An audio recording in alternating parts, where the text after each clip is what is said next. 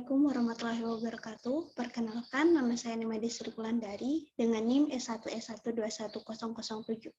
Pada kesempatan kali ini, saya akan membawakan materi tentang mata kuliah sistem operasi, di mana materinya adalah sebagai berikut.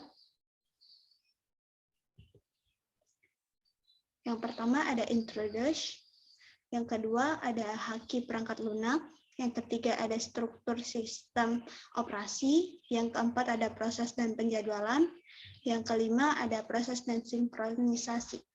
Langsung saja ke materi yang pertama, introduction. Sistem operasi didefinisikan sebagai sebuah program yang mengatur perangkat keras komputer dengan menyediakan landasan untuk aplikasi yang berada di atasnya, serta bertindak sebagai penghubung antara para pengguna dengan perangkat keras. Nah, sejarah perkembangannya, pada awalnya sistem komputer digunakan di depan konsol, di mana perangkat lunak seperti assembler, loader, linker, dan kompilator meningkatkan kenyamanan dari sistem pemrograman, tapi juga memerlukan waktu setup yang banyak. Nah, untuk mengurangi waktu setup tersebut, digunakan jasa operator untuk menggabungkan tugas-tugas yang sama, yaitu sistem batch. Sistem batch mengizinkan pengurutan tugas secara otomatis dengan menggunakan sistem operasi yang resident dan memberikan peningkatan yang cukup besar dalam utilisasi komputer. Nah, komputer tidak perlu lagi menunggu operasi oleh pengguna, tapi utilasi CPU tetap saja rendah. Hal ini dikarenakan lambatnya kecepatan alat-alat untuk masukkan atau keluaran relatif terhadap kecepatan CPU. Nah, operasi offline dari alat-alat yang lambat bertujuan untuk menggunakan beberapa sistem write to tape, dan tape to printer untuk satu CPU. Untuk meningkatkan keseluruhan kemampuan dari sistem komputer, para developer memperkenalkan konsep multiprogramming. Selanjutnya, materi yang kedua, haki perangkat lunak. Haki merupakan hak-hak untuk berbuat sesuatu atas kekayaan intelektual tersebut yang diatur oleh norma-norma atau hukum-hukum yang berlaku. Nah, perangkat lunak bebas ialah perangkat lunak yang mengizinkan siapapun untuk menggunakan, menyalin, dan mendistribusikan baik dimodifikasi ataupun tidak, secara gratis ataupun dengan biaya. Perangkat lunak bebas mengacu pada 4 jenis kebebasan bagi para pengguna perangkat lunak. Yang pertama, kebebasan nol, di mana kebebasan untuk menjalankan programnya untuk tujuan apa saja. Selanjutnya, kebebasan 1, yaitu kebebasan untuk mempelajari bagaimana program itu bekerja secara dapat disesuaikan dengan kebutuhan Anda. Nah, akses pada kode program merupakan suatu prasyarat. Selanjutnya, kebebasan 2, kebebasan untuk menyebarluaskan kembali hasil salinan perangkat lunak tersebut, sehingga dapat membantu sesama pengguna. Yang terakhir, kebebasan ketiga, yaitu kebebasan untuk meningkatkan kinerja program dan dapat menyebarkannya ke khalayak umum sehingga semua menikmati keuntungannya, di mana akses pada kode program merupakan suatu prasyarat juga. Nah, aneka ragam hak ini yaitu hak cipta, paten, merek dagang, rahasia dagang, service mark, desain industri, desain tata letak sirkuit terpadu, dan indikasi geografis. Adapun lisensi perangkat lunak yaitu perangkat lunak berpemilik atau properti, perangkat lunak komersial, perangkat lunak semi bebas, public domain, freeware, shareware, dan GNU atau General Public License. Adapun untuk open source yaitu free redistribution, source code, dan lain sebagainya. Selanjutnya ada copyleft. Copyleft adalah plesetan dari copyright atau hak cipta. Copyleft merupakan PLB yang turunannya tetap menggunakan PLB. Contoh lisensi copyleft adalah GNU atau GPL, General Public License. Merupakan perangkat lunak copyleft, yaitu perangkat lunak bebas yang ketentuannya pendistribusinya tidak memperbolehkan untuk menambah batas-batasan tambahan jika mendistribusikan atau memodifikasi perangkat lunak tersebut. Selanjutnya, ilustrasi lisensi. GNU atau GPL bukan merupakan satu-satunya lisensi copyleft. Terdapat banyak lisensi lainnya, seperti lisensi Apache, lisensi artistik, lisensi FreeBSD, lisensi LDAP, serta masih banyak lisensi lainnya. Selanjutnya, tantangan. Di mana ada perangkat lunak rahasia, pustaka tidak bebas, paten perangkat lunak, dan dokumentasi bebas. Selanjutnya materi ketiga, yaitu struktur sistem operasi. Struktur sistem operasi terbagi menjadi dua, yaitu struktur sederhana dan struktur berlapis. Struktur sederhana, pada awalnya sistem operasi dimulai dengan sistem yang kecil, sederhana, dan terbatas. Lama-kelamaan sistem operasi semakin berkembang menjadi suatu sistem yang lebih besar dari awalnya. Nah, dalam perkembangannya, ada sistem yang terstruktur dengan kurang baik dan ada juga yang baik. Contohnya sistem yang terstruktur kurang baik yaitu MS-DOS. Nah, sistem berlapis adalah lapisan-lapisan sistem operasi, suatu abstraksi dari enkapsulasi sekumpulan struktur data dalam sistem operasi. Nah, lapisan-lapisan yang berada di atas bisa mengakses operasi-operasi yang tersedia di lapisan-lapisan bawahnya. Selanjutnya, mikrokernel. Nah, beberapa kelebihan mikrokernel yaitu interface yang seragam, di mana proses tidak lagi dibedakan baik antara kernel level maupun user level, karena semuanya berkomunikasi via message passing. Yang kedua ada extensibility, yaitu bisa menambahkan fitur-fitur baru tanpa perlu melakukan kompilasi ulang. Selanjutnya ada flexibility, yaitu fitur-fitur yang sudah ada bisa dikurangi atau dimodifikasi sesuai dengan kebutuhan sehingga menjadi lebih efisien. Kemudian ada portability, yaitu pada kernel mikro, semua atau sebagian besar kode yang prosesor spesifik berada di dalamnya. Jadi proses porting ke prosesor lain bisa dilakukan dengan relatif sedikit usaha. Pada kelompok desktop misalnya tampaknya dominasi Intel makin kuat. Selanjutnya ada reliability, yaitu semakin besar suatu software, maka tentunya semakin sulit untuk menjamin reliability-nya. Yang terakhir ada support for object oriented OS, mana model kernel mikro sangat sesuai untuk mengembangkan sistem operasi yang berbasis object oriented. Selanjutnya ada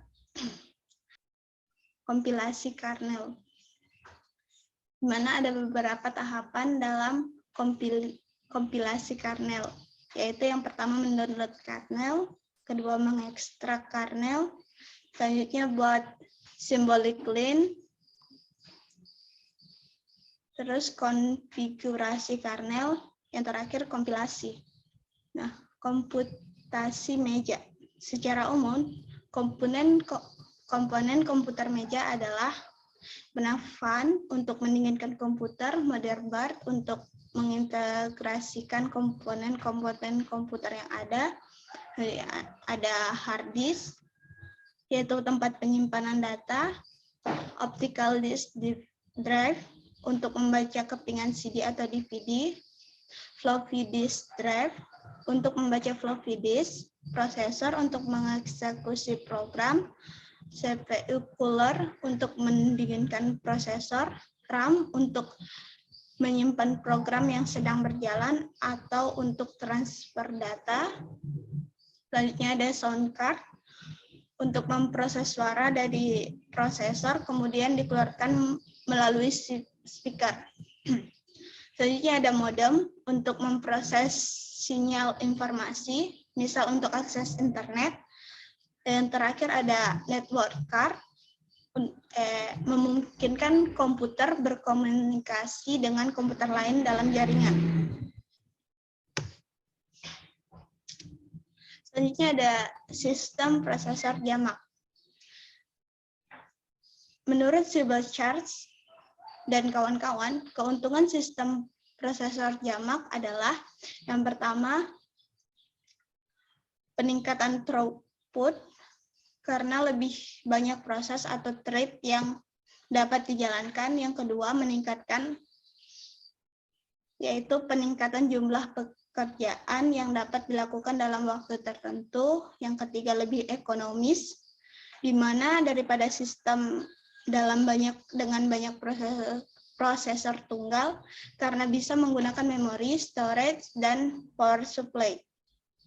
Yang keempat, peningkatan kehandalan, yaitu jika pekerja terbagi rata, maka kegagalan salah satu prosesor bisa ditanggulangi oleh prosesor yang lain, di mana memang performa menurun menjadi lebih lambat, tetapi sistem tetap berjalan, di mana fenomena ini disebut grateful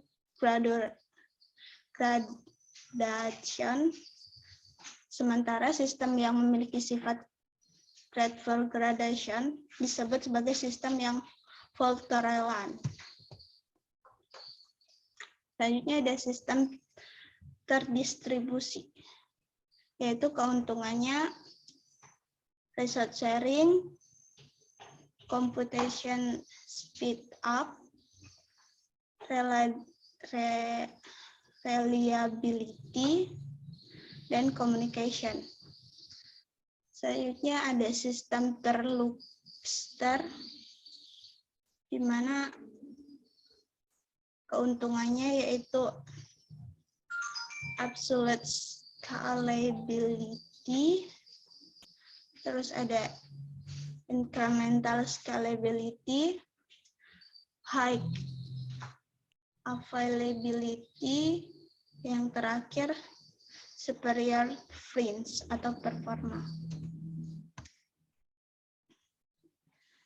Selanjutnya ada sistem waktu nyata, di mana suatu sistem dikatakan real time jika dia tidak hanya mengutamakan ketepatan pelaksanaan instruksi atau tugas, tetapi juga interval waktu tugas tersebut dilakukan. Dengan kata lain, sistem real time adalah sistem yang menggunakan deadline, yaitu pekerjaan harus selesai dalam jangka waktu tertentu. Sementara itu, sistem yang tidak real time adalah sistem di mana tidak ada deadline, walaupun tentunya respon yang cepat atau performa yang tinggi tentu diharapkan.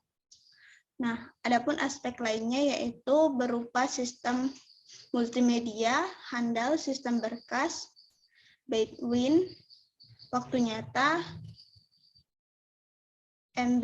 embed sistem, komputasi berbasis jaringan, PDA dan telepon seluler, dan smart card.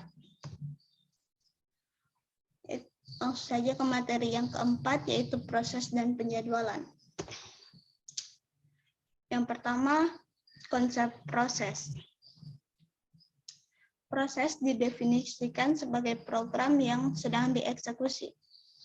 Menurut Sybil Charles, proses tidak hanya sekadar suatu kode program atau text session, melainkan meliputi beberapa aktivitas yang bersangkutan seperti program counter dan stop.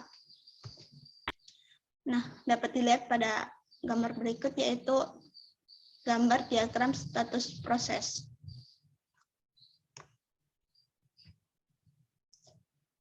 Nah, langsung saja ke pembentukan proses, di mana sebuah proses dibuat melalui sistem call create proses yang membentuk proses turunan atau child proses yang dilakukan oleh proses induk atau parent proses, di mana proses turunan tersebut juga mampu membuat proses baru sehingga semua proses ini pada akhirnya membentuk pohon proses.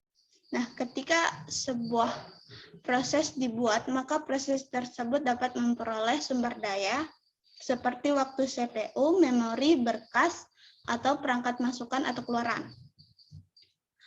Fungsi port.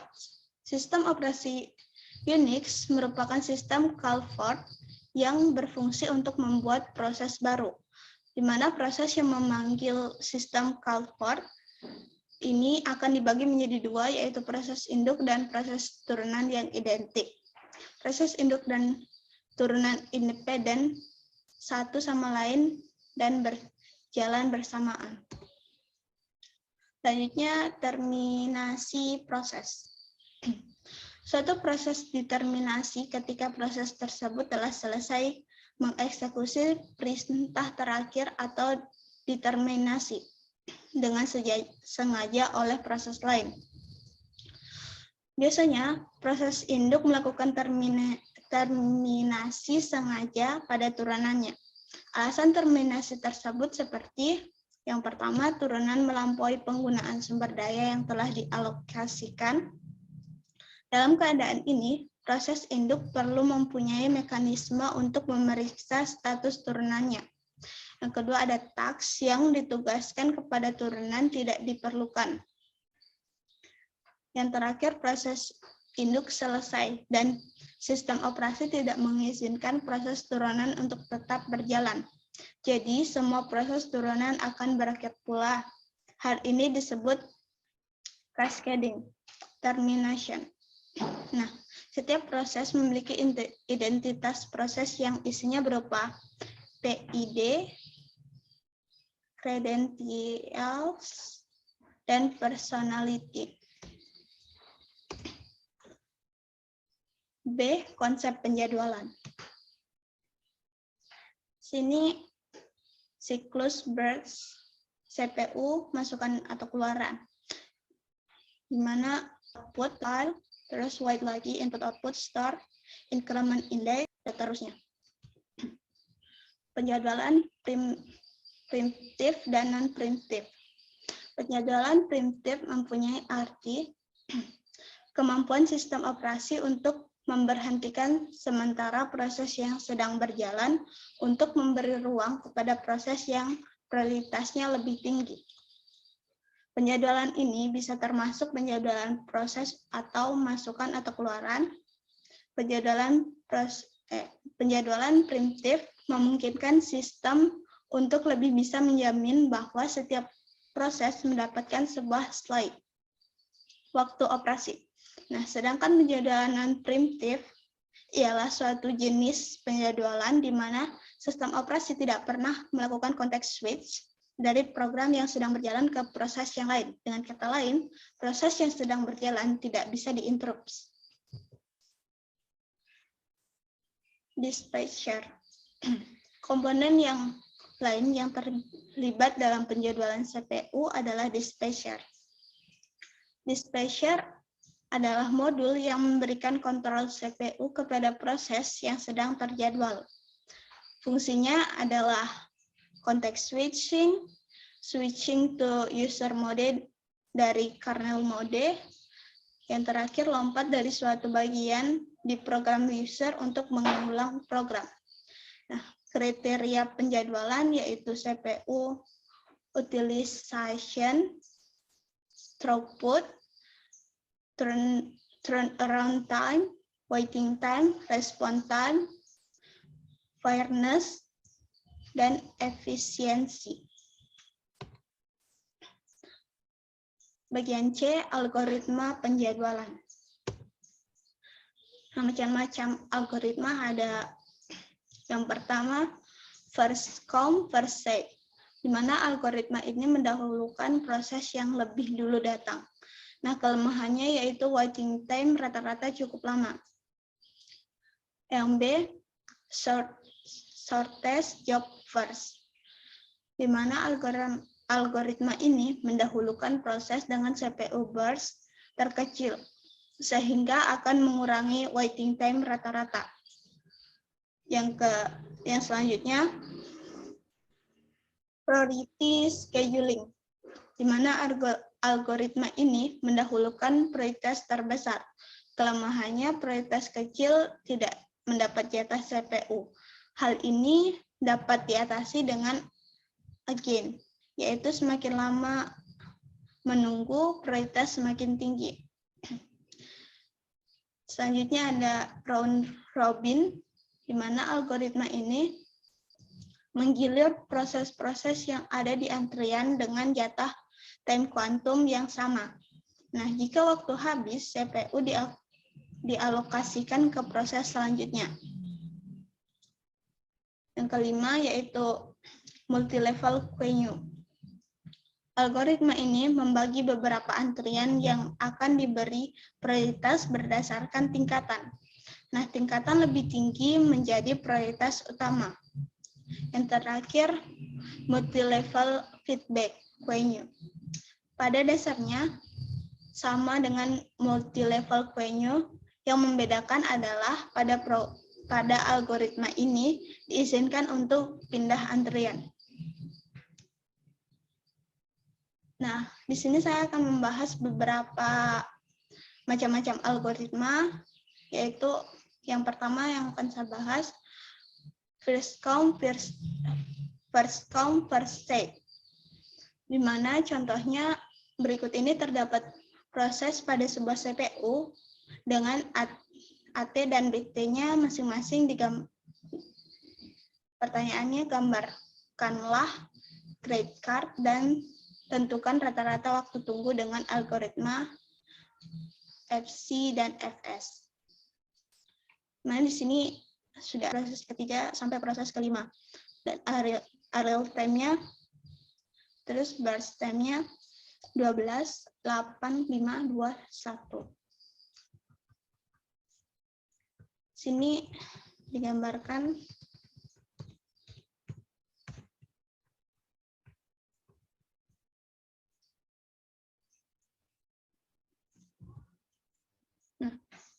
di sini digambarkan grade card-nya seperti ini, di mana proses 1 waktu tunggunya itu 0, itu 10, proses 3 waktu tunggunya 70, proses 5 waktu tunggunya 18. Jadi jumlah waktu tunggunya itu total, rata-rata waktu tunggunya itu atau AWT-nya itu sekitar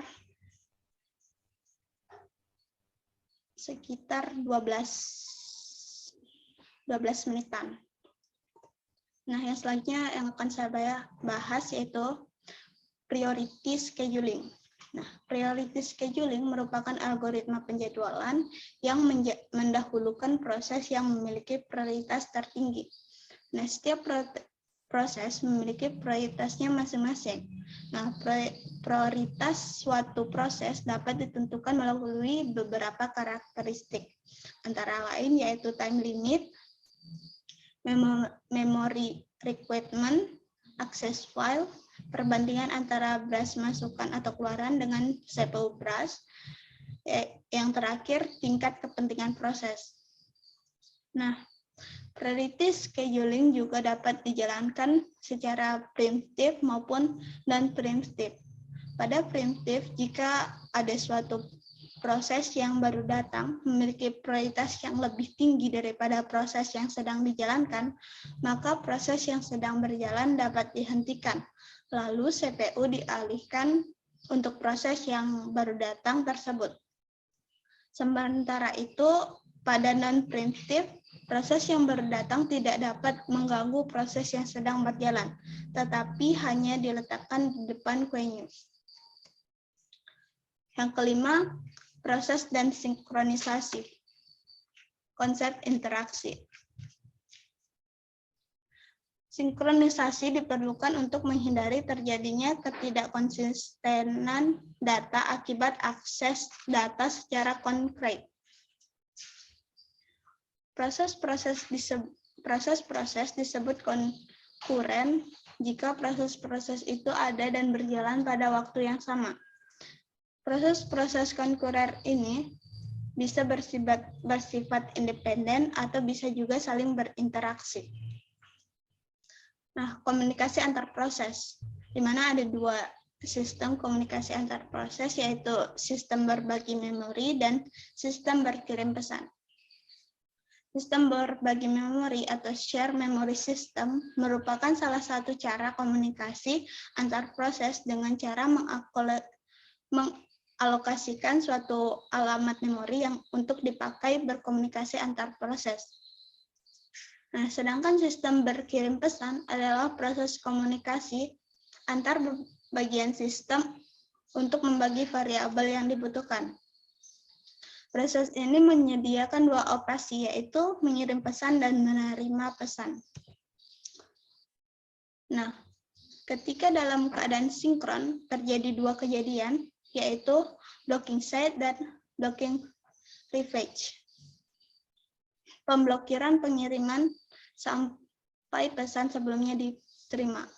Blocking request adalah pemblokiran penerima sampai terdapat pesan yang akan dikirim. Nah, ketika keadaan asinkron terjadi dua kejadian, yaitu non-blocking set dan non-blocking receive, di mana non-blocking send, yaitu pengiriman dapat terus mengirim pesan tanpa memperdulikan apakah pesan sebelumnya sampai atau tidak. Sedangkan non-blocking receive, yaitu penerima menerima semua pesan, baik berupa pesan yang valid atau pesan yang salah atau nol. Nah, komunikasi antar proses yaitu penukaran pesan oleh proses memerlukan antrian sementara. Pada dasarnya terdapat 3 cara untuk mengimplementasikan antrian tersebut. Yaitu yang pertama, kapasitas nol. Antrian mempunyai panjang maksimum 0, sehingga tidak ada penungguan pesan atau message waiting. Nah, dalam kasus ini, pengirim harus memblok sampai penerima menerima pesan. Yang kedua, kapasitas terbatas, yaitu antrian mempunyai panjang yang telah ditentukan. Nah, panjang banyak N pesan dapat dimasukkan jika antrian tidak penuh ketika pesan dikirimkan, pesan yang baru akan menimpa dan pengirim dapat melanjutkan eksekusi tanpa menunggu. Yang ketiga, kapasitas tak terbatas. Antrian mempunyai panjang yang tak terhingga, sehingga semua pesan dapat menunggu di sini dan pengirim tidak akan pernah diblok. Klien atau server. Server adalah komputer yang dapat memberikan servis ke server, sedangkan klien adalah komputer yang mengakses beberapa servis yang ada di klien. Nah, ketika klien membutuhkan suatu servis yang ada di server, dia akan mengirim request kepada server lewat jaringan. Nah, jika request tersebut dapat dilaksanakan, maka server akan mengirim balasan berupa servis yang dibutuhkan untuk saling berhubungan menggunakan soket. Nah, karakteristik server ini yang pertama pasif, yang kedua menunggu request, yang ketiga menerima request, memproses mereka dan mengirim balasan berupa servis. Nah, karakteristik klien itu yang pertama aktif, kedua mengirim request, yang ketiga menunggu dan menerima balasan dari server. Selanjutnya RPC, yaitu Remote Procedure Call. RPC adalah sebuah metode yang memungkinkan kita untuk mengakses sebuah prosedur yang berada di komputer lain. Nah, untuk dapat melakukan ini, sebuah server harus menyediakan layanan remote procedure.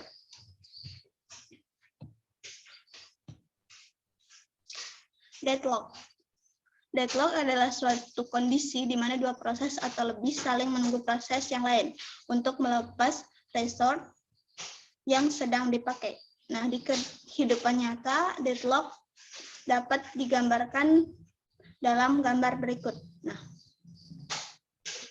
pada gambar di atas, deadlock dianalogikan sebagai dua antrian yang akan menyeberangi jembatan.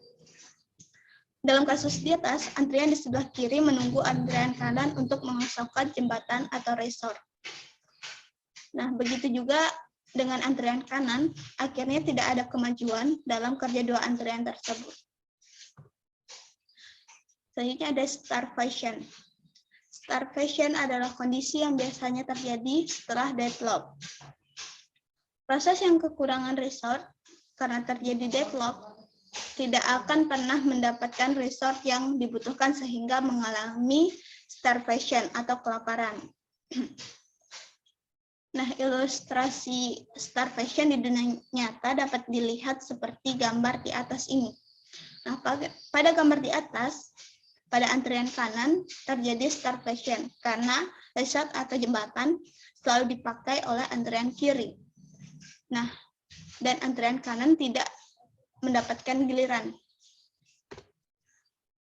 B. Sinkronisasi. Rage condition. Rage condition adalah suatu kondisi di mana dua atau lebih proses mengakses share memori atau sumber daya pada saat yang bersamaan, dan hasil akhir dari data tersebut tergantung dari proses mana yang terakhir selesai dieksekusi. Sehingga hasil akhirnya terkadang tidak sesuai dengan yang dikehendaki. Nah, cara untuk menghindari rage condition ini adalah kita harus dapat menjamin bahwa jika suatu proses sedang menjalani critical section, maka proses lain tidak boleh masuk ke dalam critical section tersebut. Nah, critical section. Critical section adalah segmen kode yang mengakses data yang digunakan proses secara bersamaan. Section yaitu seperti ini. Selanjutnya, critical section dalam kernel. Yang pertama ada interupsi. Interupsi adalah suatu masalah bila mengandung critical section-nya sendiri. Timer interrupts. Timer interrupt tidak secara langsung menyebabkan terjadinya penjadwalan ulang suatu proses. Yang kedua, page fault. Page fault adalah suatu masalah yang potensial. Nah, jika sebuah kernel rutin mencoba untuk membaca atau menulis ke user memori, akan menyebabkan terjadinya page fault yang membutuhkan masukan untuk keluaran, dan proses yang berjalan akan ditunda sampai masukan keluaran selesai. Kernel kode memanggil fungsi penjadwalan sendiri. Nah, setiap waktu banyak proses yang berjalan dalam kernel mode, akibatnya sangat mungkin untuk terjadi rage condition. Nah, untuk mengatasi hal tersebut, kernel mempunyai metode, yaitu yang pertama, preemptive kernel, yaitu pada mode ini, proses yang sedang dieksekusi dalam kernel diizinkan untuk diinterupsi oleh proses lain yang memenuhi syarat. Yang kedua, non-preemptive kernel, di mana mode yang tidak memperbolehkan suatu proses yang berjalan dalam kernel mode diinterupsi oleh proses lain. C. Solusi critical section. Adapun beberapa solusinya, yaitu yang pertama ada algoritma 1, di mana pada algoritma ini masalah muncul ketika ada proses yang mendapat giliran memasuki critical section, tapi tidak menggunakan gilirannya, sementara proses yang lain ingin mengakses critical section. Pada kondisi ini tidak memenuhi syarat progress karena P0 tidak dapat memasuki critical section, dan ia menunggu P1 mengeksekusi non-critical section-nya sampai kembali memasuki critical section. Kondisi ini juga memenuhi syarat bounded waiting. Karena jika pada gilirannya P1 mengakses critical section, tetapi P1 selesai mengeksekusi semua kode dan termake, maka tidak ada jaminan pendol dapat mengakses critical section dan pendol pun harus menunggu selamanya. Selanjutnya ada algoritma 2. Algoritma 2 juga mencoba memecahkan masalah critical section untuk dua proses.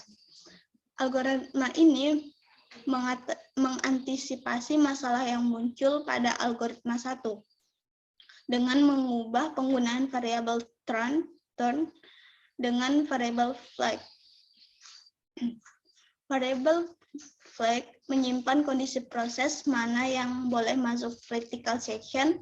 Proses yang membutuhkan akses ke critical section akan memberi nilai flagnya true. Sedangkan proses yang tidak membutuhkan critical section akan men-set nilai flagnya menjadi bernilai false. Selanjutnya algoritma 3. Algoritma 3 ditemukan oleh J.L. Peterson pada tahun 1981 dan dikenal juga sebagai algoritma Peterson. Peterson menemukan cara yang sederhana untuk mengatur proses agar memenuhi mutual exclusion.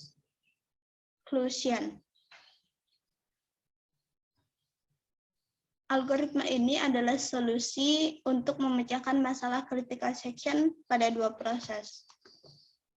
Selanjutnya, algoritma tukang roti.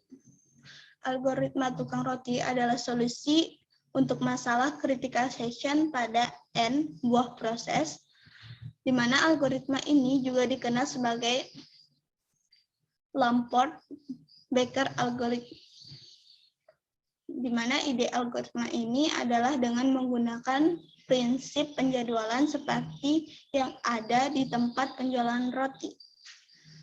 Para pelanggan yang ingin membeli roti sebelumnya harus mengambil nomor urut terlebih dahulu, dan urutan orang yang boleh membeli ditentukan oleh nomor urut yang dimiliki masing-masing pelanggan tersebut. C. Perangkat sinkronisasi. Sinkronisasi adalah proses pengaturan jalannya beberapa proses pada saat yang bersamaan. Tujuan utama dari sinkronisasi adalah menghindari terjadinya inkonsistensi data karena pengaksesan oleh beberapa proses yang berbeda atau mutual exclusion. Nah, serta untuk mengatur urutan jalannya proses-proses sehingga dapat berjalan dengan lancar dan terhindar dari deadlock atau starvation. Selanjutnya ada test and set. Sebagian besar sistem komputer saat ini menyediakan instruksi-instruksi perangkat keras khusus yang mengizinkan kita untuk menguji dan memodifikasi nilai dari sebuah variabel. Instruksi ini disebut instruksi test and set. Nah, karakteristik penting dari instruksi ini adalah pengeksekusiannya. Instruksi secara atomik. Nah, jadi jika dua instruksi test and set dijalankan secara serentak, kedua instruksi tersebut akan dieksekusi secara sekuensal. Selanjutnya ada semafor. Dalam kehidupan nyata, semafor adalah sistem sinyal yang digunakan untuk berkomunikasi secara visual. Dalam software, semafor adalah sebuah variabel bertipe integer yang selain saat inisialisasi hanya dapat diakses melalui dua operasi standar, yaitu increment dan decrement. Semafor memiliki dua jenis, yaitu yang pertama binary semafor, yaitu semafor ini memiliki nilai 1 atau 0, sering juga disebut sebagai semafor primitif. Yang kedua, counting semafor. Nah, semafor ini memiliki nilai 0, 1, serta integer lainnya. Banyak sistem operasi yang tidak secara langsung mengimplementasikan semafor ini, tetapi dapat memanfaatkan binary semafor. Fungsi semafor yaitu mutual exclusion, di mana thread yang akan memasuki critical section-nya akan memanggil fungsi kunci terlebih dahulu. Nah, setelah thread keluar dari critical section-nya, thread tersebut akan memanggil fungsi buka sehingga same value akan naik menjadi lebih dari 0 dan satu dari beberapa thread yang sedang menunggu akan mendapatkan giliran untuk memasuki critical section-nya. Kedua, resource controller.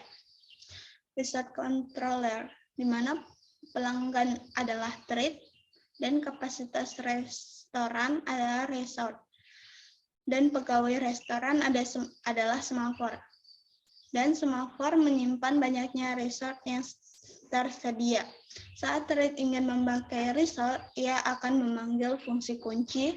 Nah, jika semua resource sedang dipakai, thread tersebut harus menunggu. Setelah resource selesai dipakai, thread akan memanggil fungsi buka sehingga resource yang bebas bertambah. Nah, keuntungan menggunakan semafor yaitu yang pertama, dari segi programming, penanganan masalah sinkronisasi dengan semafor umumnya rapi dan teratur, sehingga mudah untuk dibuktikan kebenarannya. Yang kedua, semafor diimplementasikan dengan hardcode, sehingga penggunaannya bersifat portable. Selanjutnya, monitor. Monitor adalah suatu tipe data abstrak yang dapat mengatur aktivitas serta penggunaan resource oleh beberapa thread. Ide monitor pertama kali diperkenalkan oleh CAR,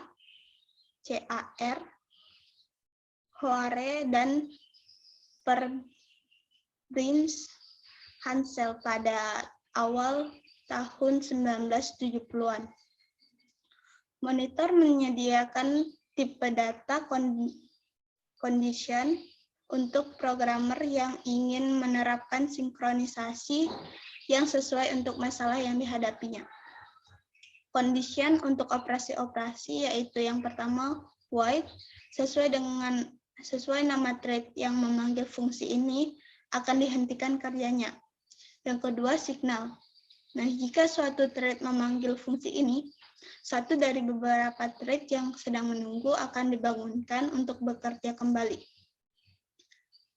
Keuntungan memakai monitor yaitu kompilator pada bahasa pemrograman yang telah mengimplementasikan monitor akan memastikan bahwa resource yang dapat diakses oleh beberapa thread dilindungi oleh monitor, sehingga prinsip mutual exclusion tetap terjaga.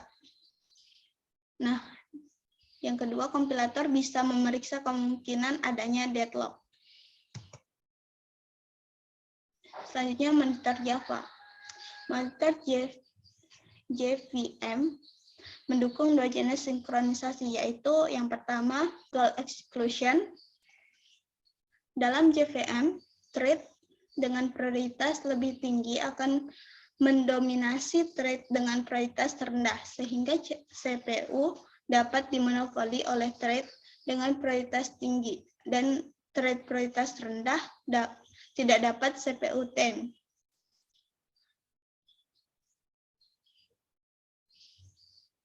Untuk mengatasi hal ini, digunakanlah monitor.